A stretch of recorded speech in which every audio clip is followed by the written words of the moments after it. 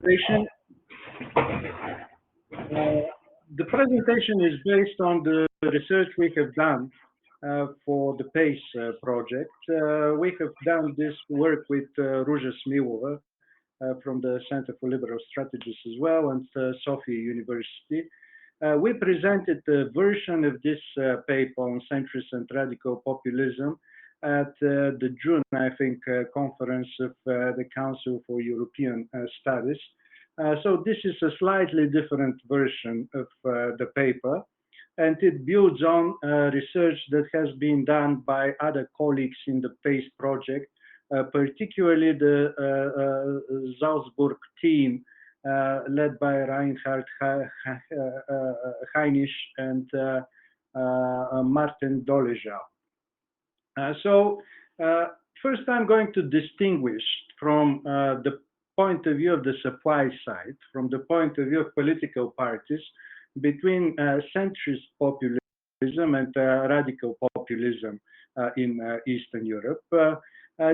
Actually, these are two types of populist packages offered at the political market by populist players. And in fact, other scholars as well have noticed the importance of this difference between centrist and more radical versions of populism.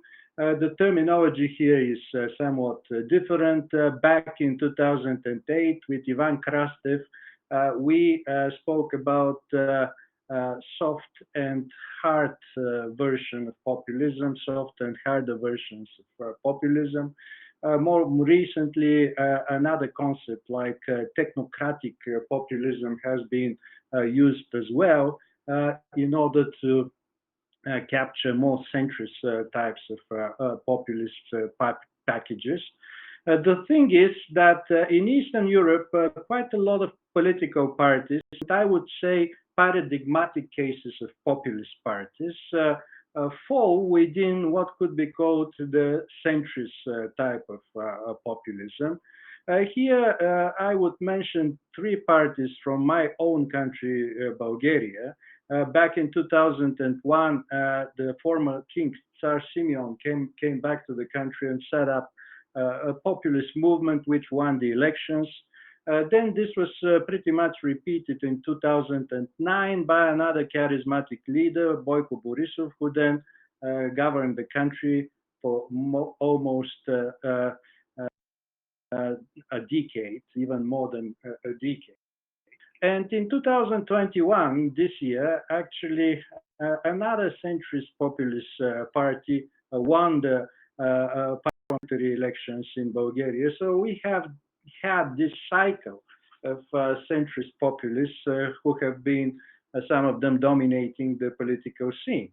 But the Bulgarian case is not an exception. Actually, Fidesz in its early years, in the 2000s in particular, not so much in the 90s, could be described as a centrist populist party, Smer, ANO in the Czech Republic, and so on. So there are such cases. That, from a conceptual point of view, the distinction between centrist and radical versions of populism, in my mind, has two dimensions.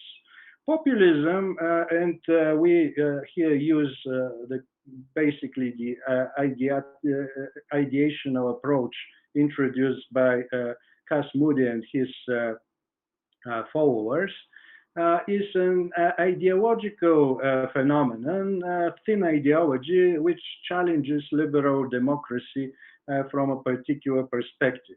Takis Papas, our colleague from the PACE project, has even strengthened this anti-liberal element in populism and has called populism democratic illiberalism. So generally, populism challenges liberal democracy, and one of the dimensions on which centrist populism and radical populism differ is in the intensity of the challenge. Simply, centrist populism presents a challenge with a lesser intensity than radical populism. The second dimension, I think, is the consistency of the challenge. Radical populists, they try to present a more complete, more coherent, so to speak, package, which presents a more wholesale challenge towards liberal democracy, while centrist populists, they could target different aspects of liberal democracy, and their challenge to liberal democracy remains more partial and not so internally coherent, consistent, and wholesale. So these are the two dimensions, and I have tried to break down these two dimensions into different, more concrete elements. And for centrist populism, I think that this phenomenon is characterized by anti-establishment sentiments and policies, sentiments driven by the leaders of populist parties, skepticism of thick ideologies of the left and the right, criticism of the transition period in Eastern Europe, that's a typical regional characteristic of the phenomenon, distrust in political parties, and greater faith in elements of direct democracy, personalism, and of course, charismatic leadership is um, an instrument of many of these populist parties, and sometimes they see the person as a substitute even of more detailed procedures, formal rules, and so on and so forth.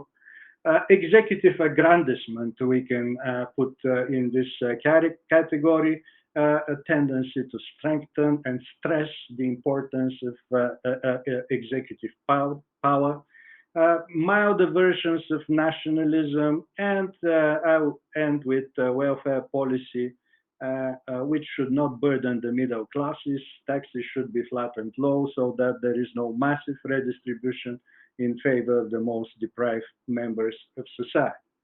The radical package of populism, which is on the market, differs, as I said, in terms of intensity and ambition and consistency of the challenge.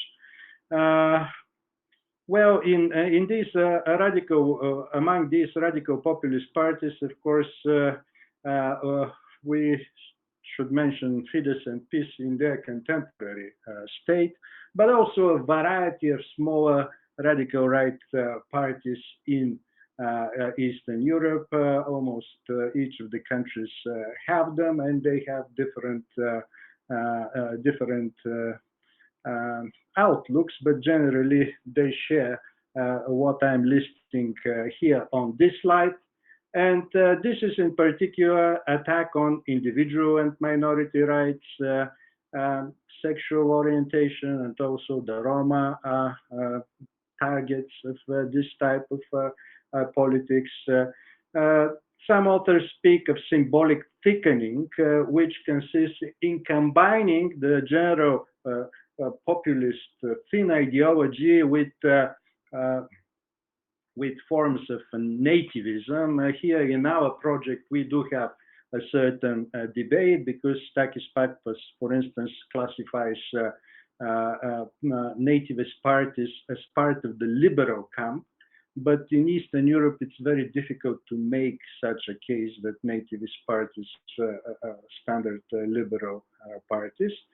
Uh, Apart from this symbolic thickening, we could speak about attacks on independent judiciaries and other constitutional bodies, attempts to take over the media and reduce pluralism, anti-EU, anti-NATO, pro-Russian in a sense of pro-autocratic policies, attacks on NGOs of various types, generally treating them as traitors and so on, and more aggressive redistributive measures, but excluding unpopular minorities, especially like the Roma, use of the police and prosecutors against political opponents, and attempts to entrench as dominant a particular religion or special religious views in public life and the constitution. Finally, this more radical and more wholesale attack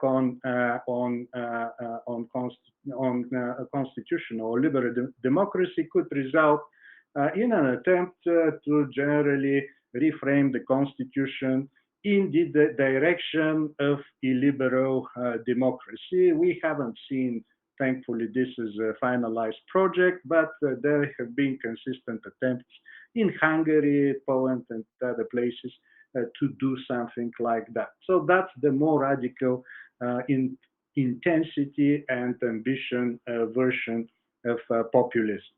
Also, it has to be said that some of the paradigmatic cases of populist parties, they have went through a process of radicalization themselves. So they have established themselves as centrist populists according to this understanding, but gradually they have radicalized, sometimes even in office.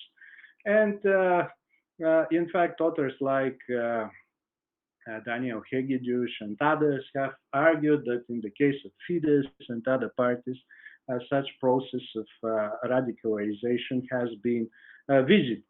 I would like here to draw a tiny distinction between direct radicalization, like in the case of Fidesz and PiS in Poland, and indirect or radicalization by proxy with the GERB party in Bulgaria, which actually coalesced with a radical populist party and adopted part of its policies as policies of the coalition government. So, in a sense, both versions of radicalization are possible, and they seem to be instrumental because Fidesz, PiS, and GERB are, we can say, successful in terms of establishment populist projects. Other projects who haven't radicalized have been short-lived. And here I could point out towards the Bulgarian case. I mentioned already King Simeon's political movement, which didn't radicalize, but on the contrary, it gradually transformed into a liberal party and fast after that disappeared. And this year we have a very graphic example of such short-lived populist projects, almost disposable populists who win elections. We have had this party, there is such a people which won the elections in July, on July 11th, and just a couple of days ago, on the next parliamentary election in Bulgaria, on the 14th of November, it shrunk dramatically, lost two-thirds of its electorate, and now stands at less than 10% in terms of public support. So I don't know what to make out of this, but we can say that I'll come back to that. That there are also such almost disposable political parties which are used by voters and then abandoned very fast. Okay, so that's on the supply side. What is on the market, so to speak, and definitely I think in the description of the supply side, the distinction between centrist and radical populists makes sense, is important, and actually I even think is indispensable for understanding what's happening in Eastern Europe. Now I'll move a bit to the demand side and try to see who are the people that vote for these populist parties, be them radical or centrist. And here I will step partially on on findings of other teams in our project, especially on findings by the Salzburg team in Austria.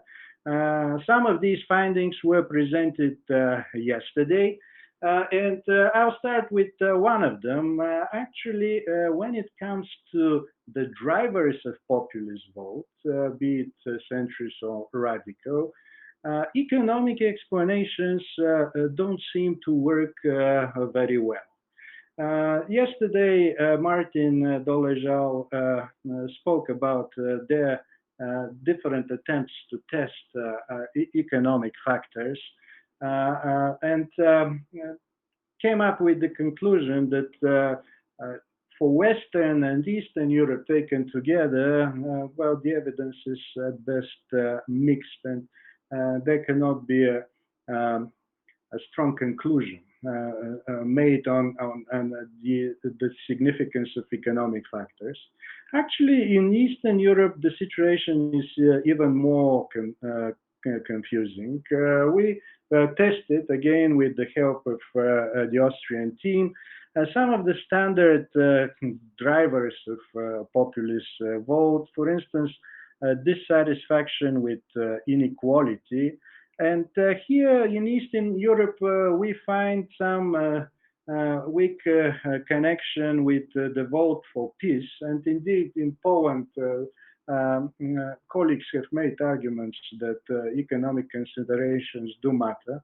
But in many of the other places, there is no such correlation at all, not to speak of causal link.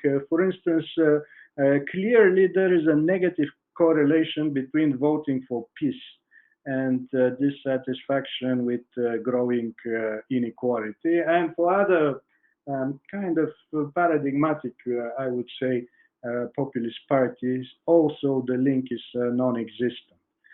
We tried to introduce some more intricate measures of economic factors like relative deprivation, sense that not so much that people are in poverty or in some dire economic situation, but that they are doing worse than others. And although there were no perfect indicators to use in the data, but still we did have some measure.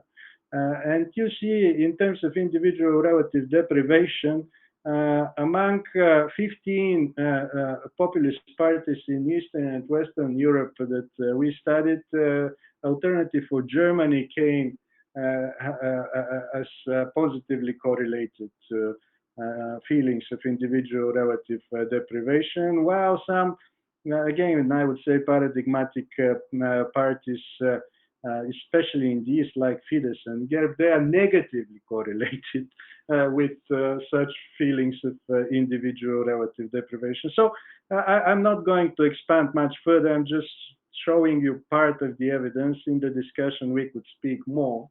And curiously, especially for Eastern Europe, cultural factors, which have been the other kind of common driver in terms of theories of populist voting, also don't fare particularly well in explaining the vote for populist parties.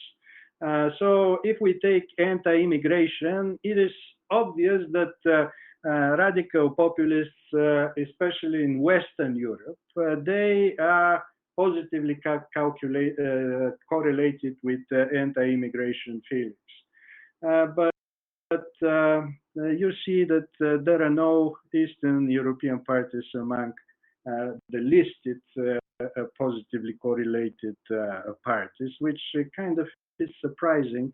The Austrian colleagues, they were also surprised. They said, well, this might be due to the fact that anti-immigration is a common ground among all parties in Eastern Europe. Well, this might be the case, but still, even if it were so, it doesn't explain, it doesn't make anti-immigration feelings relevant for explaining the vote for populist parties. And on top of that, there are also strange other elements of these attitudes. For instance, the intensity against immigration in Eastern Europe is generally lower than the intensity in Western Europe.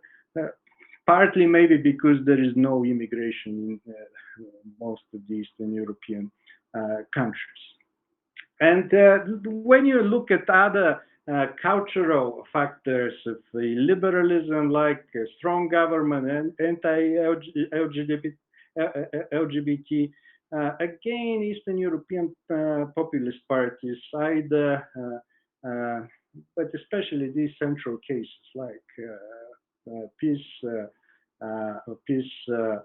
um, Fidesz, especially don't figure. Actually, peace here you can see in the anti-LGBT column, so they show up there with a fairly strong correlation. But other peace also is in a strong government, but Fidesz actually is missing, which is kind of curious, as well as other populist parties in Eastern Europe. So, okay, here we have a little bit uh, more mixed picture, I would say, in terms of these illiberal attitudes. But again, the two common drivers, the economic drivers and the cultural drivers, present a very strange picture regarding Eastern Europe and don't give a conclusive theory what exactly is driving this type of populist vote. And the story becomes even more complex if we ask a further question: what drives the radicalization of specific political parties, like in the case of Fidesz and peace in Poland, or this radicalization by proxy in Bulgaria that I spoke about. Uh, so if well, it's even more difficult to make the case that this radicalization is due to some uh, deterioration in the economic circumstances in the country, in some kind of increases of dissatisfaction, be it objective or subjective, with the economic status of the population and so on and so forth. This is very difficult to establish in Eastern Europe, partly because the process of radicalization of these parties coincided with well, it's true that there was the 2008 economic crisis, but generally the region of Eastern Europe has gone through a fairly positive in terms of economic development period over the last two decades, and economies have expanded. Even the Bulgarian economy, Bulgaria is treated as a laggard, but the Bulgarian GDP has more than doubled in the period, and poverty has been reduced significantly in objective terms, and so on and so forth. So this type of explanation is difficult to maintain and achieve. Now, what our team has established, I mean, especially the Austrians, the Salzburg team of Reinhard Heinisch, is something which other scholars have also noticed, that there is a very strong correlation between people having populist attitudes and people voting for populism. So for populist parties. So this means that the more populist attitudes you have, the more likely you are to vote for a populist party.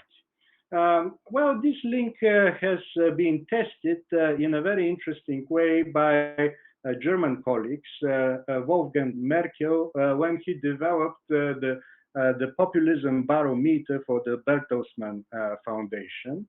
And actually, he broke down the three elements of the ideational approach to populism: the Manichaean outlook, the people-centeredness, following the popular will, into 8 specific questions. And on the basis of these 8 questions, he and his team have been able to divide generally the electorate, the people, into 3 categories: populists, non-populists, and a mixed category.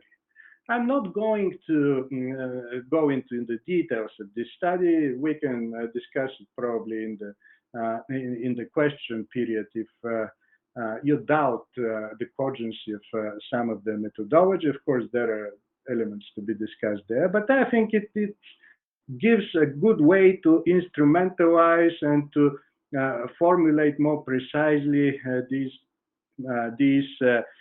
populist attitudes. And in fact, what this study gives us is an idea of the so-called ideological populists. So populists who answer positively to all 8 questions, or people who answer positively to all 8 questions in their survey, they classify as populists in the sense that they share all the ideological elements of this thin ideology, which populism is. Okay, and here I decided, because we replicated this study, we used the same methodology and replicated this study in Bulgaria. And here on this slide, I'm showing you the findings for 2020 in Germany and 2021 in Bulgaria. You see 3 groups of voters or of people emerge: populists, non-populists, and a mixed category. And I decided to compare Germany to Bulgaria because they seem to be really the opposite ends of a continuum. So in Germany, we have a fairly robust party system. We do have inroads made by populists. They're more of the radical type, but they don't take a center stage, so to speak. They stay marginalized they have between 10-15%, depending on the year and the election. But generally, they are in a marginal place in the party system. Bulgaria, on the other side, is at the other extreme. So it's been a country which, since 2001, has been, in fact, governed in one way or another by parties which could be defined meaningfully as populist, centrist, populist. Populism has taken center stage, I would say, in the party system, and has been able to transform this party system much more radically than in the German situation. And what we see is partly surprising. The surprise is in this, that the ideological populists, the populists that fit all 3 dimensions of the populist thin ideology, they're pretty much the same share in the 2 countries, 24% in Bulgaria and 21, close to 21% in Germany. The biggest difference is in the so-called mixed category and the category of non-populists. The ideological non-populists in Germany, they are almost half of the citizens, while in Bulgaria, the mixed category is almost half.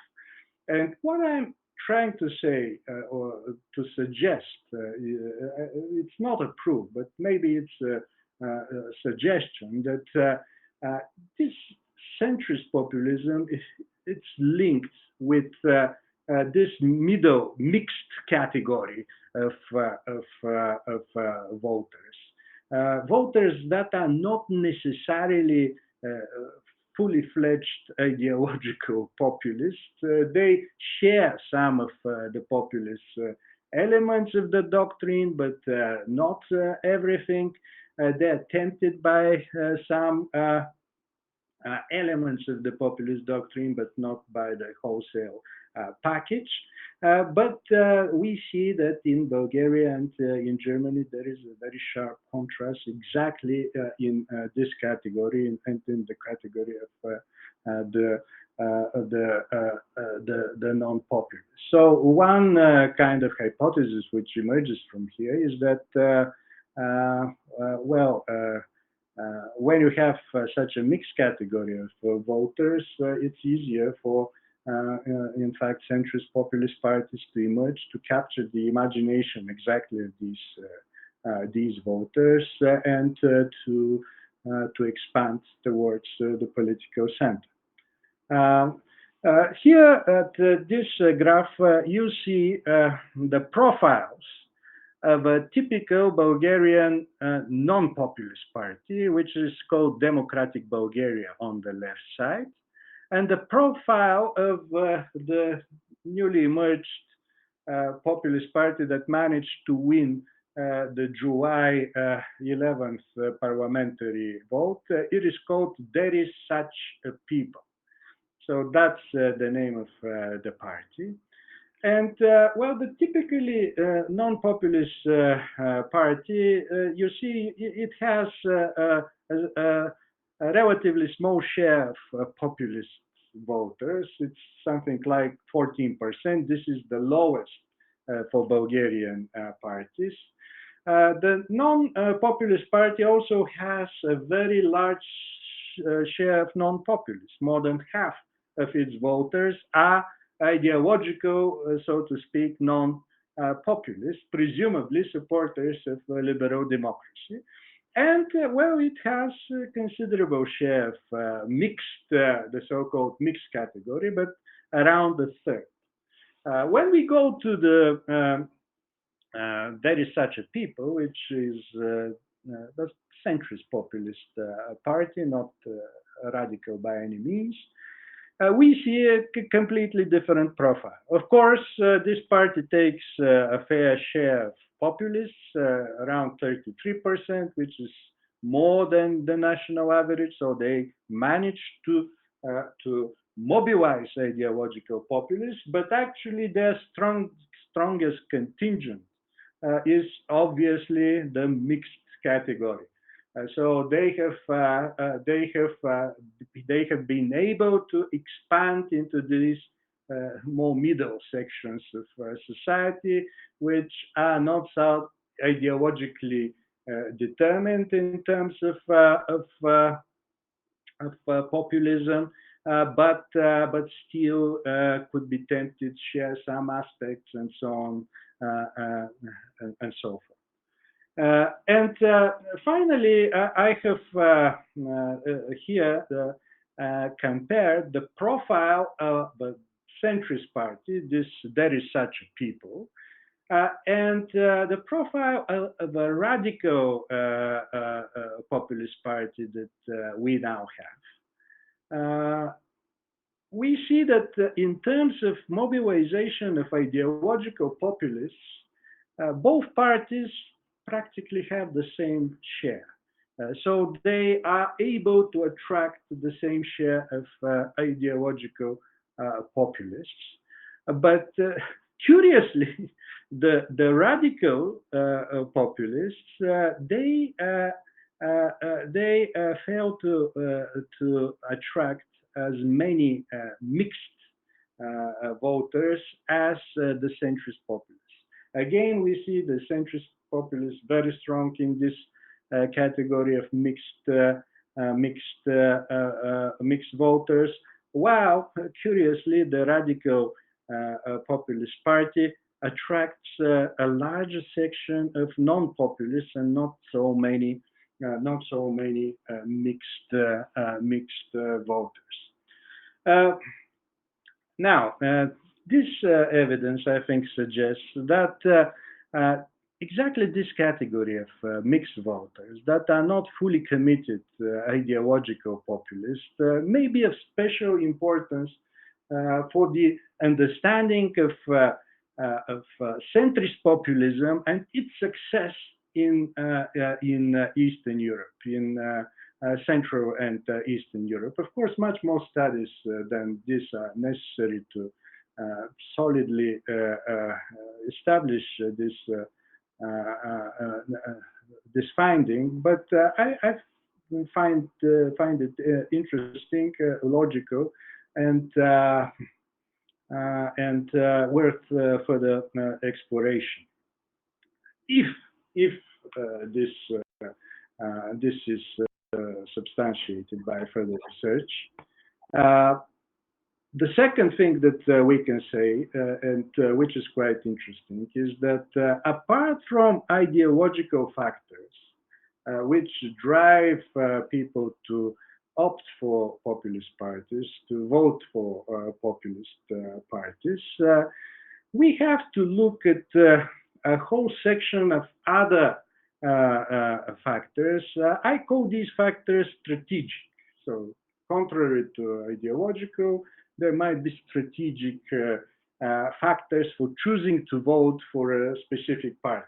And we see that quite a lot of people who do not share uh, completely the ideological package of populism, they are tempted to vote, so to speak, for populist parties. So there must be some strategic reasons on top of ideological reasons which drive them to do so. Actually, there is the reverse question as well. As you saw, even in the most non-populist party in Bulgaria, there are 14% of populists who vote for it. So there must be some strategic reasons which drive these populists to opt for non-populist parties. These are things that haven't been studied very well, and I believe that they're quite important for the understanding of populism and for the success of centrist populism in Eastern and Central Europe. What are these uh, what are these strategic reasons? Of what nature are these strategic reasons? And here on this slide that I show you, I have listed at least four strategic reasons for which people who are not full populists, who are not ideological populists, could still opt for a populist party. And one such reason is, for instance, to deal a decisive blow to the opponent. In a contemporary liberal democracy with the tendencies of cartelization, there are extensive agreements among the political parties. And even if a political party wins elections, it actually cannot change a lot of policies. It cannot, so to speak, punish the opponent too much. And you need something like a populist party threatening to shake up the system, to break with the existing conventions, rules, and so on, in order to have a promise for a greater, in terms of significance, victory in political context. So this might be a strategic reason which could tempt even people who are not full ideological populists to go for such a party, just to punish a bit more their political opponent, or to displace an entrenched incumbent. Well, in Eastern Europe, incumbents in many countries, they try to entrench themselves in various ways, some more legal and constitutional than others. And you need really a radical challenger in order to shake up again the system, in order to mobilize the people to believe that it's possible to replace such an entrenched incumbent.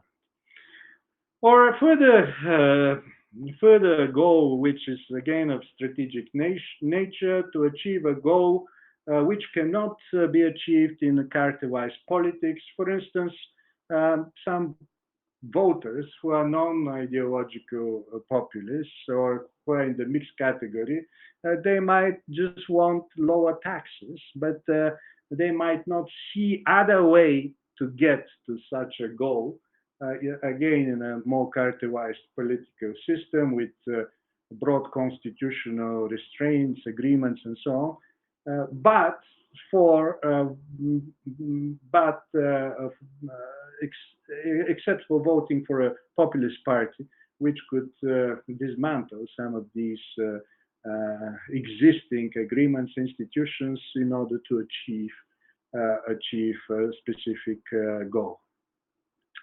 And finally, there is this overall strategic goal which voters could have, just to make political parties more responsive to their needs. So whatever the populist party is, it stresses responsiveness, sometimes at the expense of responsibility, but that's what populists offer. And this is a kind of strategic advantage which could tempt a lot of people who are not ideological anti-liberals, democratic liberals, or something like that. So my suggestion is to study populism not only as an ideological phenomenon, of course it has this ideological nature, but also as a combination between an ideological phenomenon and a strategic, so to speak, phenomenon which provides an opportunity for more ideologically non-committal people to jump on this platform for various other strategic in their character reasons. And in fact, my claim would be that the success of centrist populism in Eastern Europe is due exactly to this capacity, that it provides a platform on which even such non-committal or non-deeply ideological populist voters could jump and could achieve some strategic reasons of their own by voting for a populist party. Well, since time is running short, I'm not sure whether I'll have to explain. I'll have time to go through that, but there is this interesting question about the reasons of radicalization. I briefly said that the radicalization of populist parties, well, many of their successful projects, they start as centrist populists, but then there is this radicalization. And I said that it's difficult to explain this radicalization by economic and cultural factors alone. So the results that we get are not very convincing. So this approach that I have taken here might offer another explanation of radicalization, another path to explain why centrist parties could radicalize. And if you allow me, I'll just briefly go through it, and I'll stop here. So the story goes like that. So first, voters are frustrated with the politics of liberal democracy, and this is a fact which is very well established in the literature. They see it characterized, too complicated, they cannot achieve their goals. Okay, then they opt for a centrist populist. Many of them, well, such people in the mixed category, they opt for a centrist populist who promises to provide a personalistic shortcut in the political arena, a bypass of complicated and difficult to understand procedures. The centrist populists win election, and gradually, however, they become the system. So they lose their competitive advantage, which first brought them to the scene. So at the next election, they either have to step aside as part of the establishment, or must seek further proofs of their radicalism as a potential challenge to the system.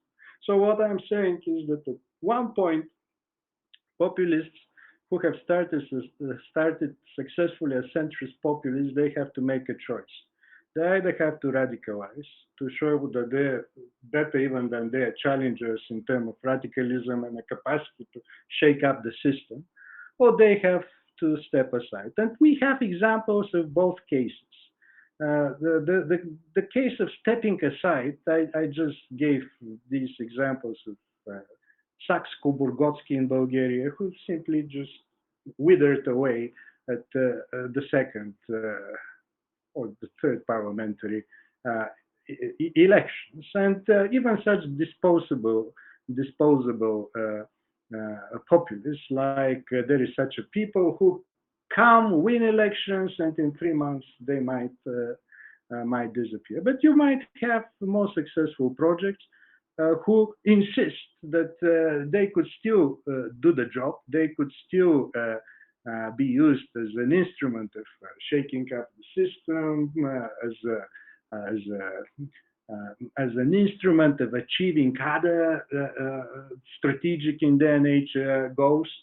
So they have to go through some process of radicalization, be it direct, like in the case of Fidesz and PIS, or by proxy, by combining, coalescing with a more radical populist partner. Uh, so, from this perspective, actually, um, this radicalization might be not so much driven by economical, cultural factors, but by political in their nature factors, by the very rules of the democratic game that we have at present, at least in Eastern Europe. Okay, so I'll stop here. I have uh, oh, I have a couple of more slides, but I think that maybe the other points that I wanted to make, it will be better to leave them for the discussion and just to allow for uh, questions, comments, and so on. Thank you very much again uh, for participating, and I really look forward to your comments.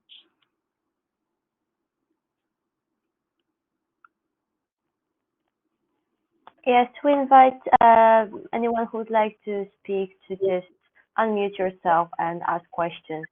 Or if you prefer, you can also ask them in the chat.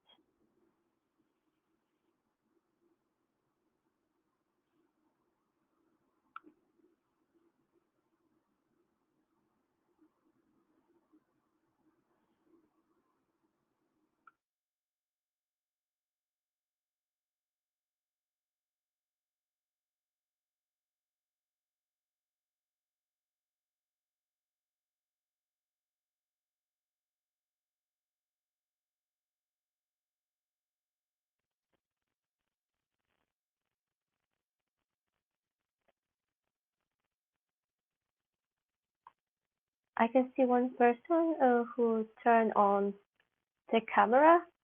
Rumiana, would you like to ask a question or have a comment on Daniel's presentation? But we can't hear you. You're muted.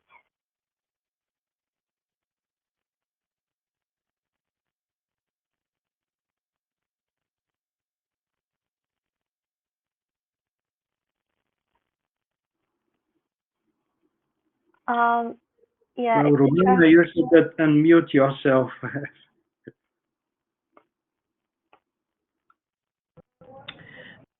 Of course, I said that I have some problem with my microphone with this headphones, and I will listen only. But it was very interesting for me.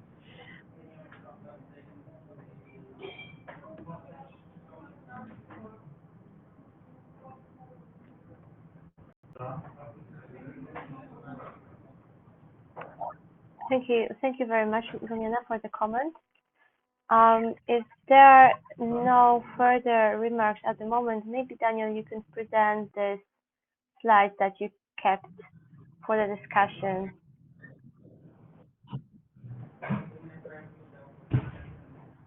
Have some time left. Yeah, okay. So I'll just briefly present these slides. I just need to share my screen again. Uh,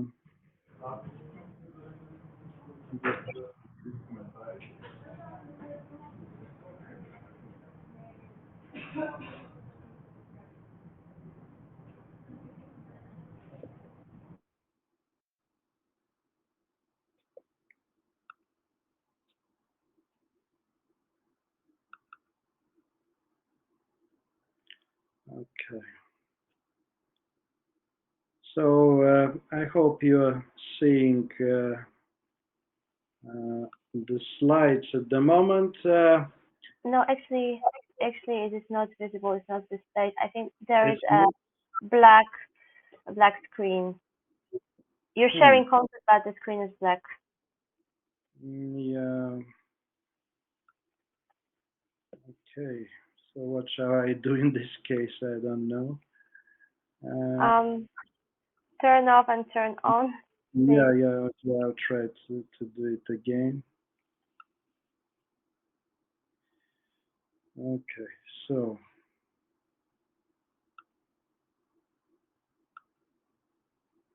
Okay.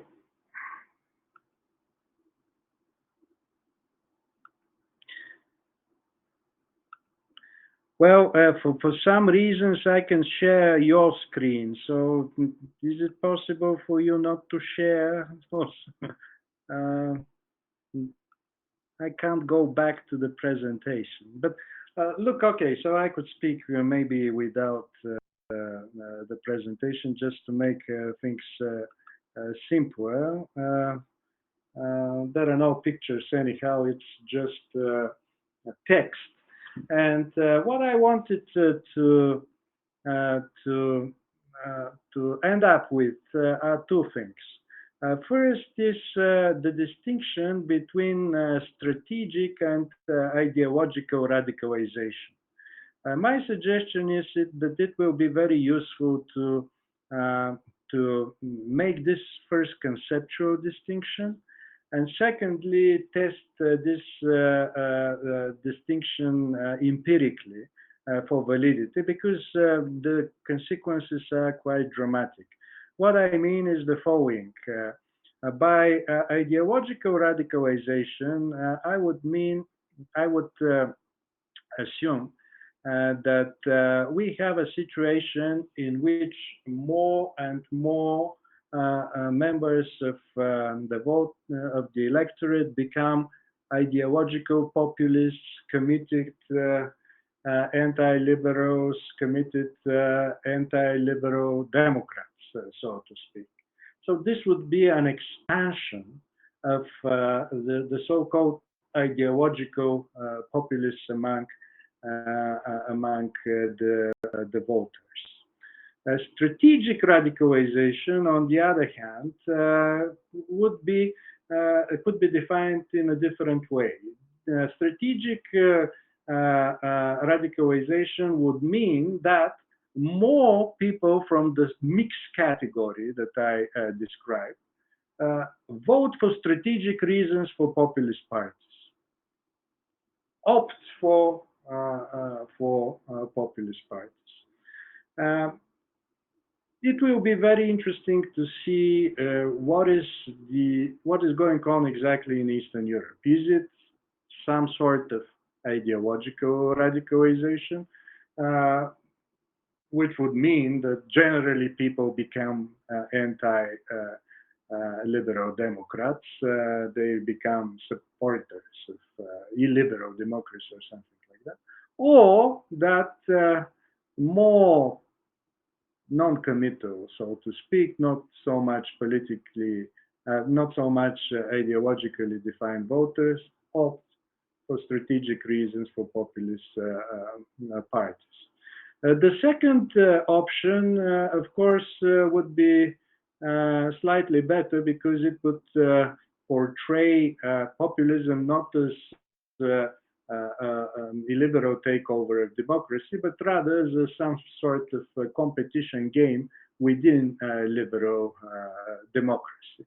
But still, even strategic radicalization could have serious downsides, because if this is the trend, if strategic radicalization is the name of the game, if this radicalization persists in time, it might at some point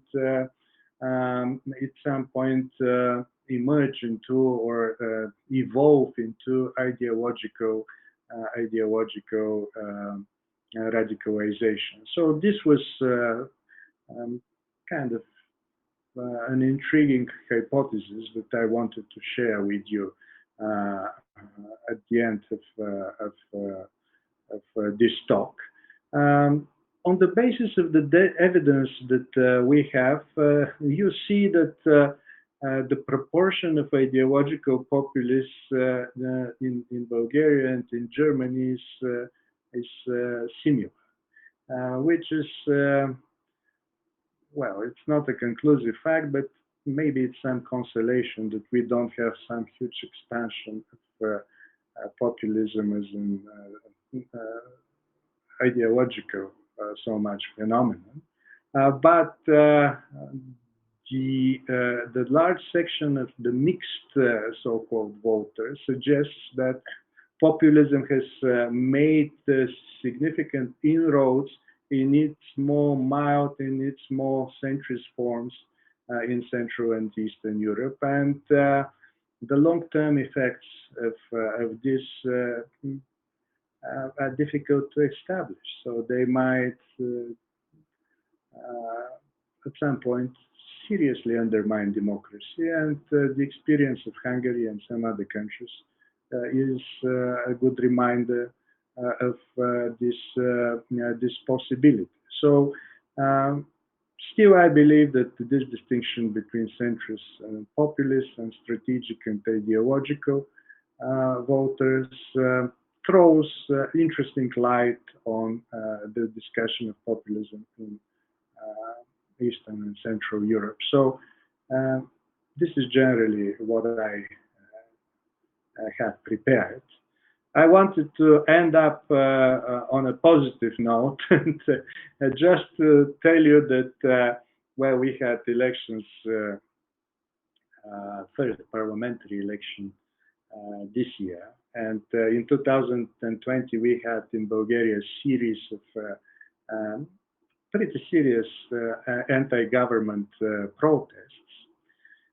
So generally, democracy was in a state of turmoil during the last 2 years, and